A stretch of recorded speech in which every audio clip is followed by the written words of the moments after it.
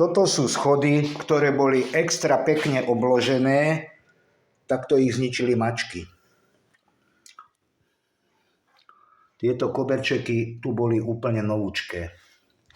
Tie sú úplne zdevastované. Aj tieto. Schod je zlomený, odtrhnutý a zlomený.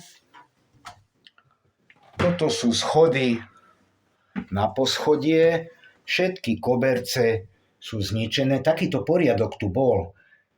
Nie, že utretý prach. Špina. Ročná špina. Koberce doškrabané, nášlapné. Toto je malá izba, kde de facto, tak jak to nechal, akurát zo skriniek som musel vyhádzať veci. No veľký neporiadok.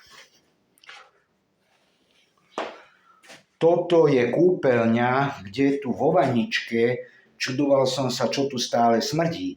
Smrdí tu mačací moč. Tam chodili šťávať mačky. Aj sem chodili šťávať mačky. Pozrite sa. V kúpeľni do kúta. Myslíte, že sa to dá ešte vyčistiť? Dá sa toto ešte vôbec upratať?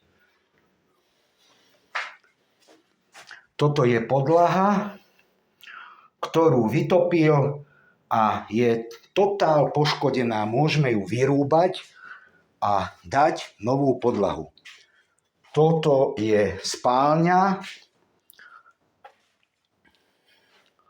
kde ostal neporiadok, poškodená lampa, odtrhnuté žalúzie, druhá žalúzia je úplne zničená. Pozrite sa na detail, jaké špinavé okno nechal, veď tu neupratovala tá domáca pani, tá jeho priateľka, ani len raz. Tu je špina všade, nekonečná. Takto to tu vyzerá.